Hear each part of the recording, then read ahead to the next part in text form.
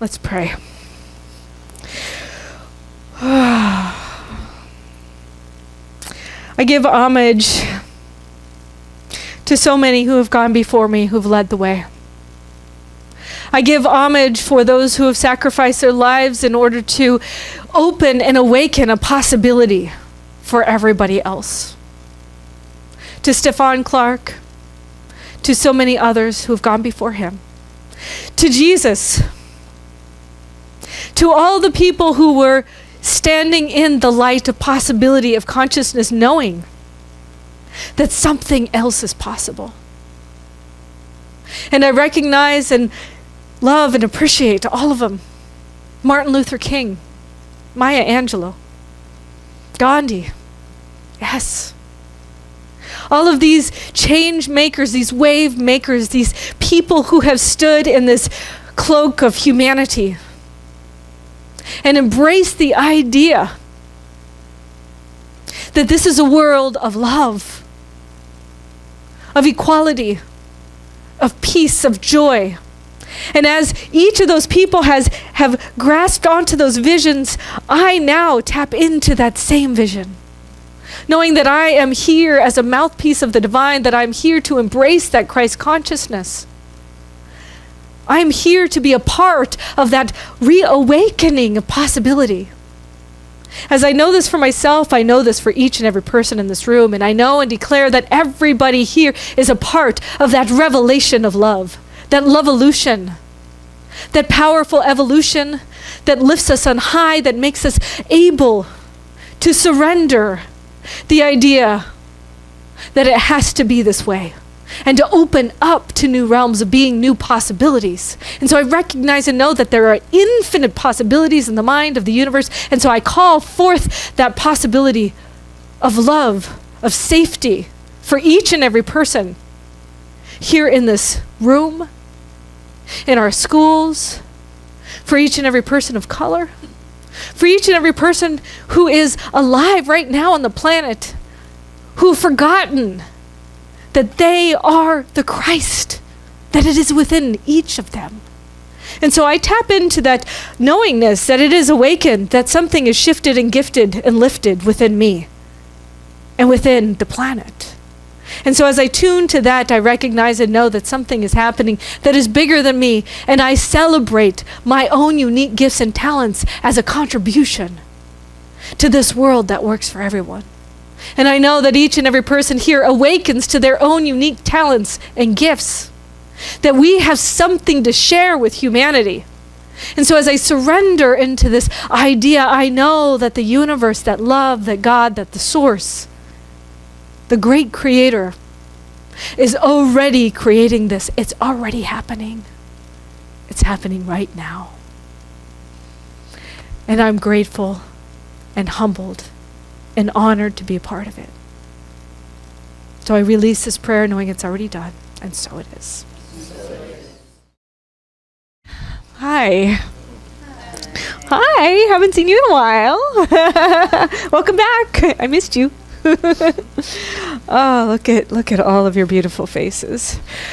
Oh, yeah. Welcome back.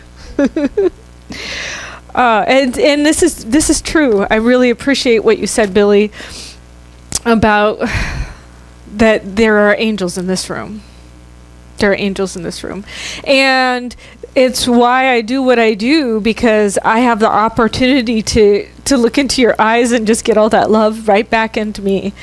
And it touches my heart and my soul. And I feel grateful for the opportunity to be here and to be with all of you. I do. And just to make it fun for you, I have a pop quiz for you today. Yay! All right, I know. You're like, what? Shift into pop quiz? Okay.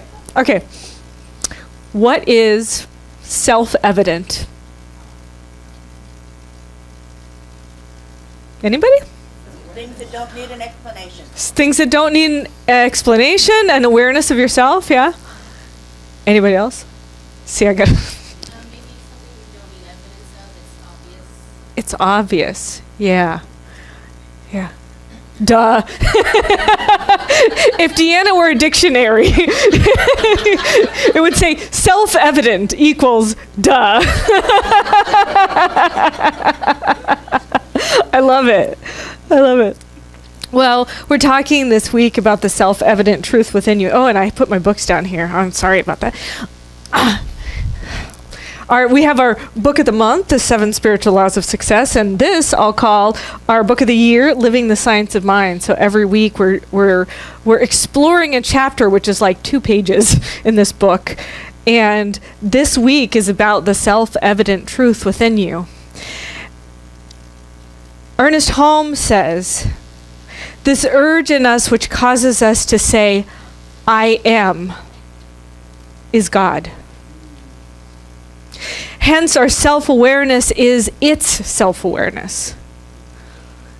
To realize this indivisible wholeness is at the center of our own being, is to understand the power of our own individual word as an activity of the infinite and eternal I am, the everlasting and perfect spirit." And Billy can say, "I am an angel." Every person in this room can say, "I am an angel. I am God. I am the divine. I am the fullness of expression. I am whole." And that transcends to our country as well. And this is where we kind of get a little, I want to say, divine discontent going on. Whenever the out there isn't reflecting what's in here, or maybe it is what's reflecting in here. Maybe there is a little divine discontent going on. It's been a hard week for me. It's been a hard week, not because of me, but because one of my brothers was killed. Stefan Clark.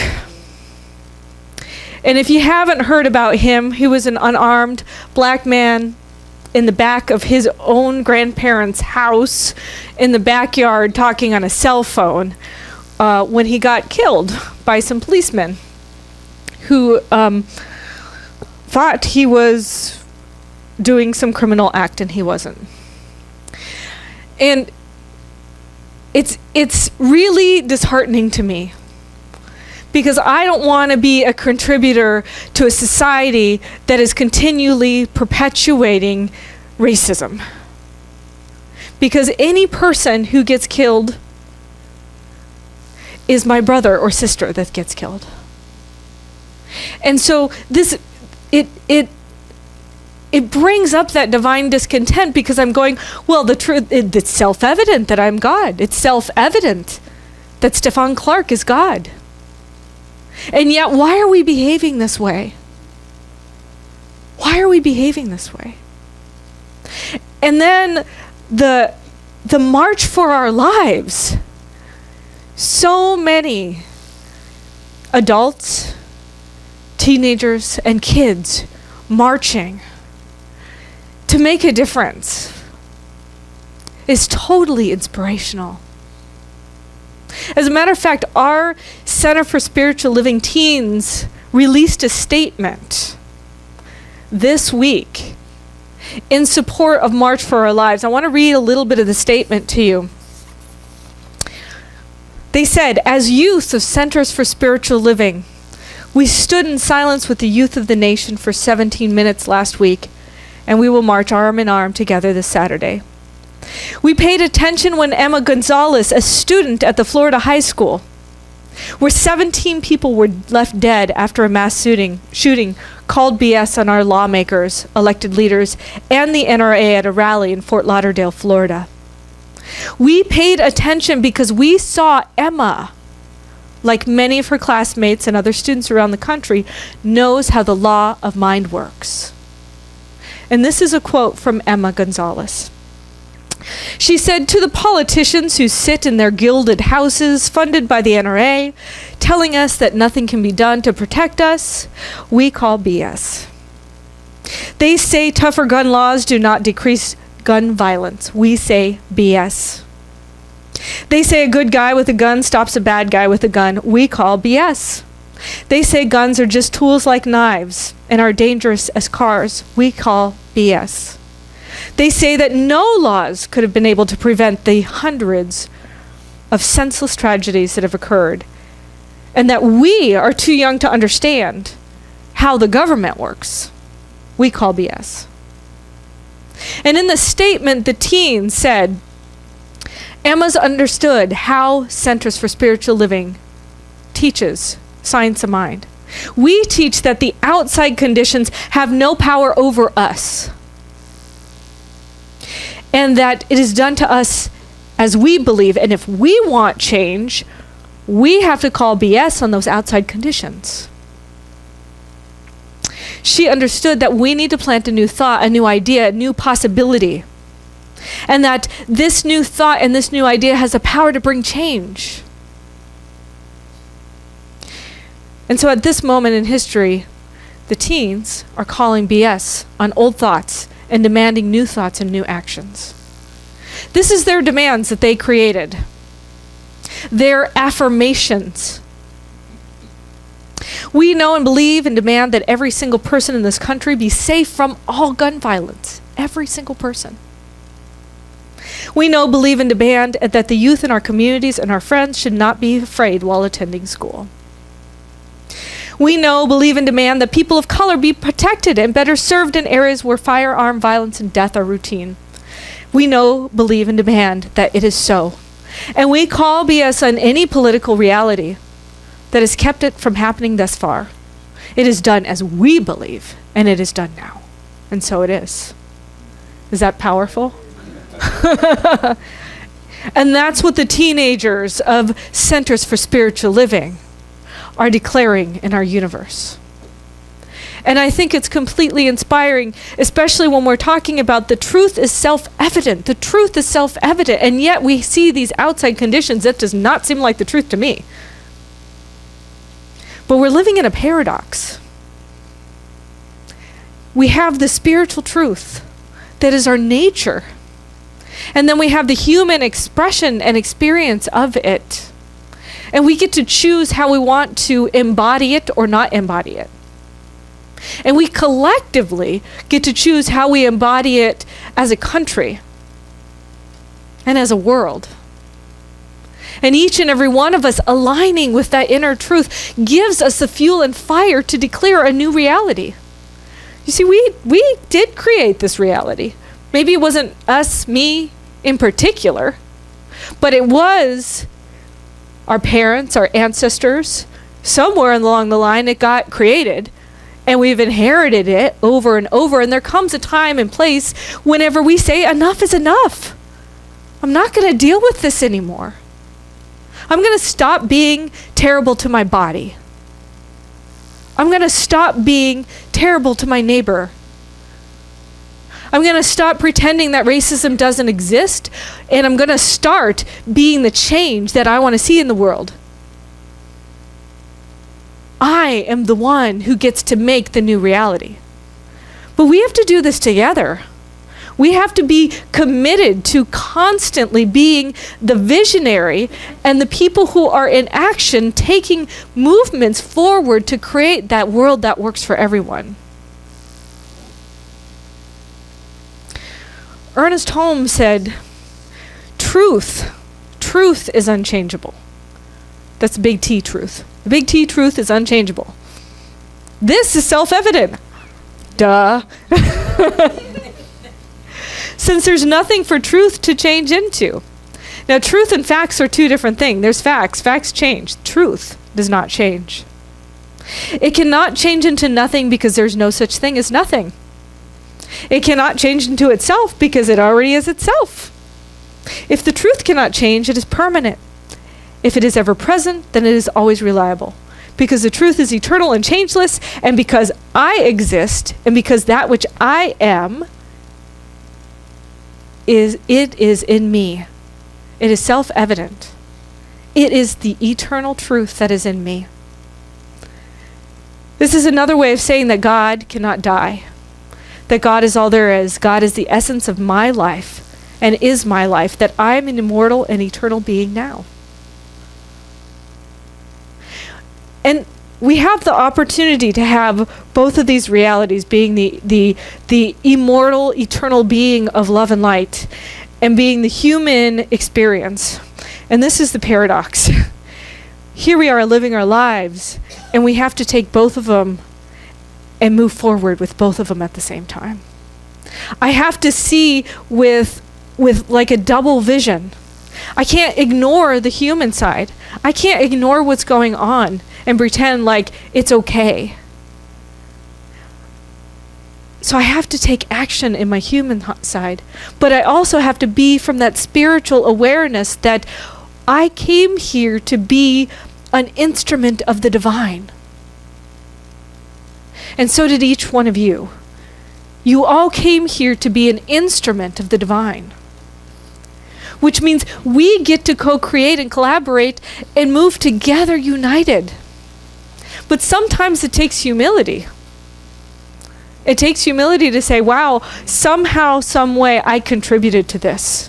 Maybe it was by my ignorance. Maybe it was by something I inherited from my parents, but somehow I have contributed to this, and I'm going to stop contributing to the things that I don't want, and I'm going to start contributing to the things that I do want.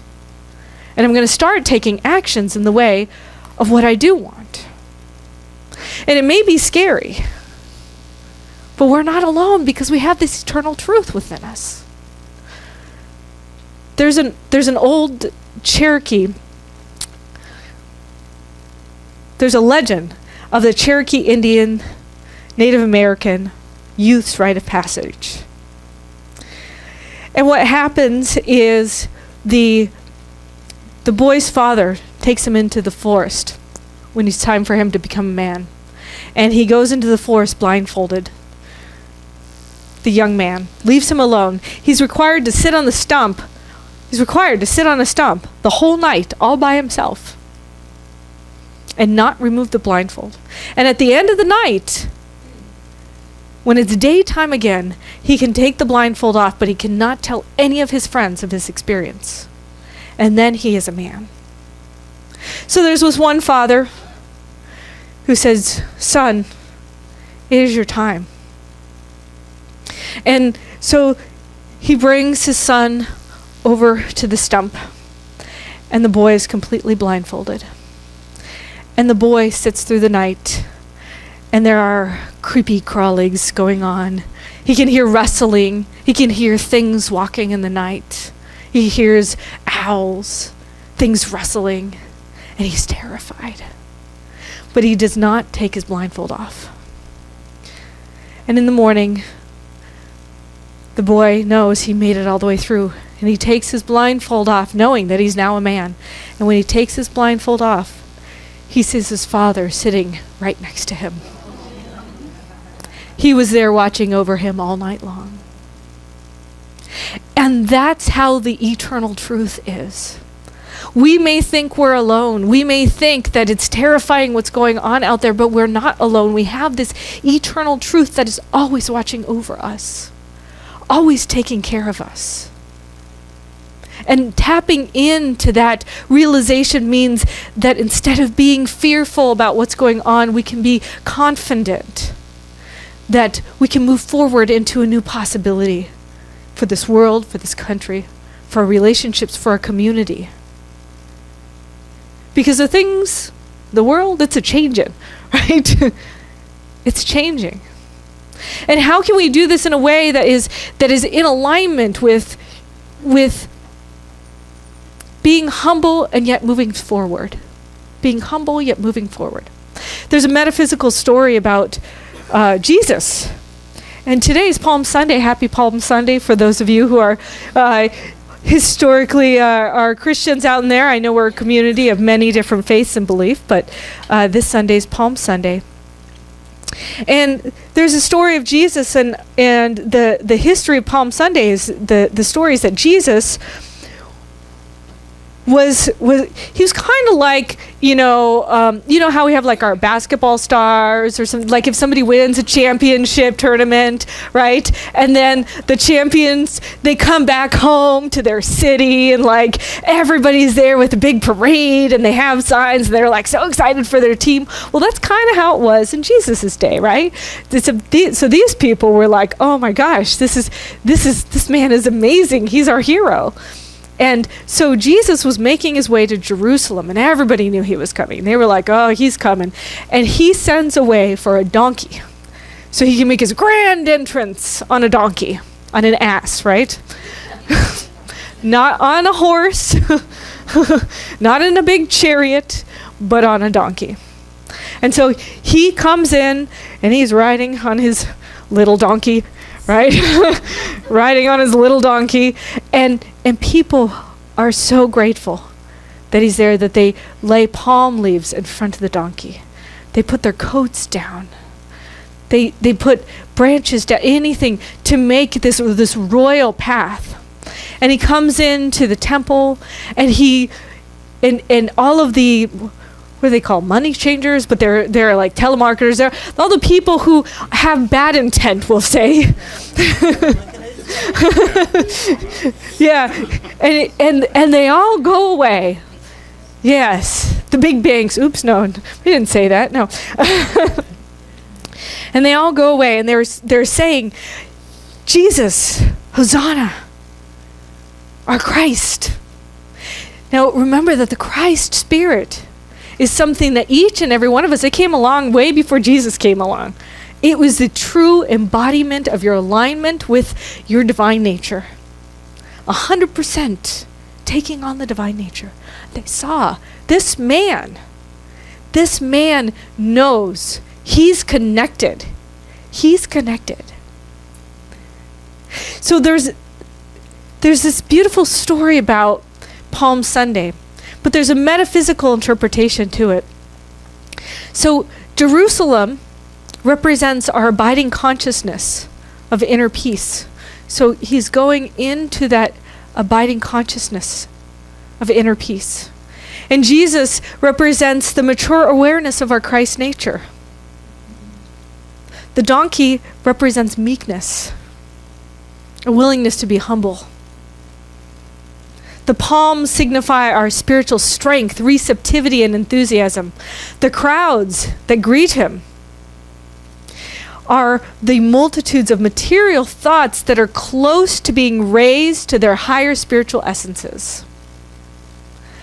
And the hosannas are the harmonious energies within us that sense our freedom from error thoughts. So the trip to Jerusalem represents our ability, our willingness to erase or crucify our attachment to sense consciousness. And the temple symbolizes our spiritually revitalized ego personality. So whenever he drives out those money changers, the telemarketers, it represents the cleansing of our body, mind, and soul of error habits, thoughts, and intentions.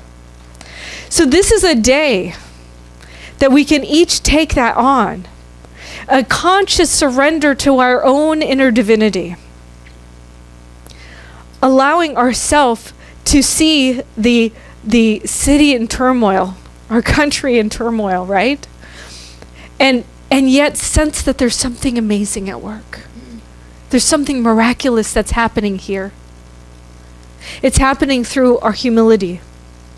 It's happening through our willingness to take on that mantle of the Christ consciousness and to see with those two eyes, to see that something amazing is happening, is being birthed through this tumultuous time. And being okay with the fact that it might be birthed through anger. Because you can do two things with anger. You can either be a victim by your anger, or you can use that energy into something good. Make a change. And that's where we can provide that avenue, that fire, where we could say, this is not okay anymore. This is not my world. This is not my country. I am creating a new country, a new possibility where each and every person is loved and adored and appreciated. And the way that we do that is by living into our Dharma. And so that's our last thing today is the 7 spiritual laws of success.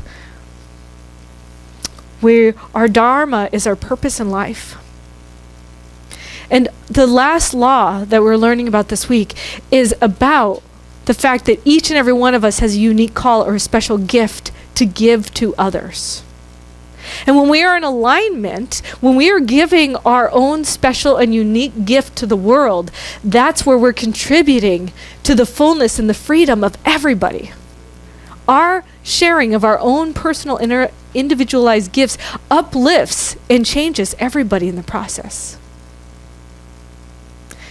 And you can do this by lovingly nurturing the God or goddess within you.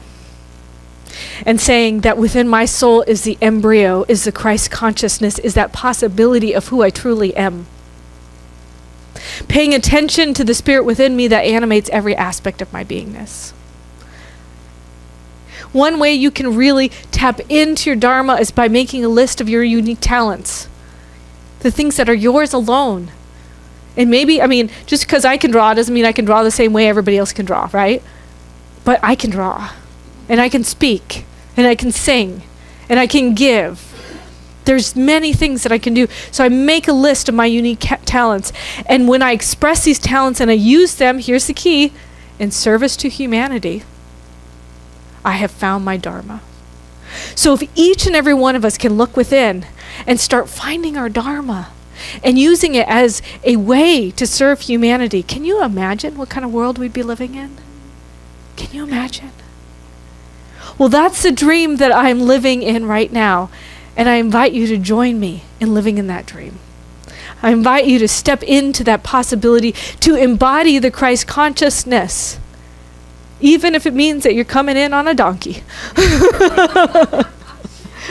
Because we all are creating this world that works for everyone. So will you join me this week in tapping into that flow and being that Christ consciousness?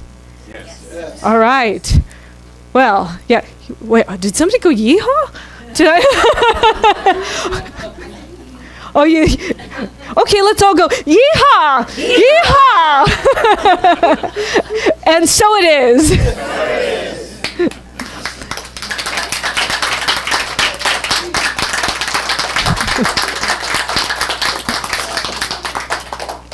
Let's pray.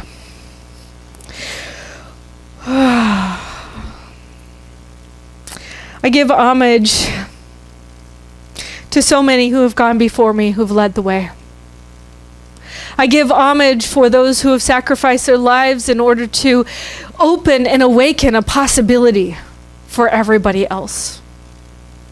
To Stefan Clark, to so many others who have gone before him. To Jesus, to all the people who were standing in the light of possibility of consciousness, knowing that something else is possible. And I recognize and love and appreciate all of them. Martin Luther King, Maya Angelou, Gandhi, yes. All of these change makers, these wave makers, these people who have stood in this cloak of humanity and embraced the idea that this is a world of love, of equality, of peace, of joy. And as each of those people have grasped onto those visions, I now tap into that same vision. Knowing that I am here as a mouthpiece of the divine, that I'm here to embrace that Christ consciousness. I'm here to be a part of that reawakening of possibility.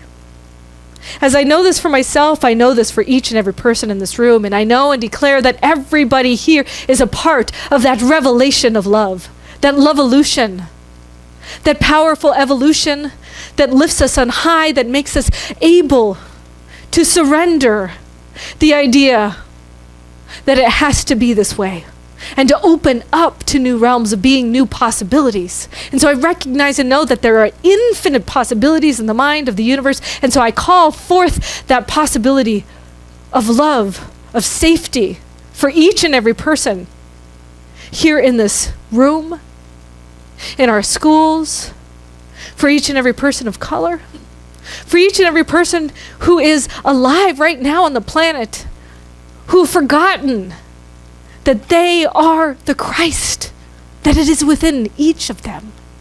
And so I tap into that knowingness that it is awakened, that something is shifted and gifted and lifted within me and within the planet. And so as I tune to that, I recognize and know that something is happening that is bigger than me, and I celebrate my own unique gifts and talents as a contribution to this world that works for everyone. And I know that each and every person here awakens to their own unique talents and gifts, that we have something to share with humanity. And so as I surrender into this idea, I know that the universe, that love, that God, that the source, the great creator, is already creating this. It's already happening. It's happening right now. And I'm grateful and humbled and honored to be a part of it. So I release this prayer knowing it's already done, and so it is.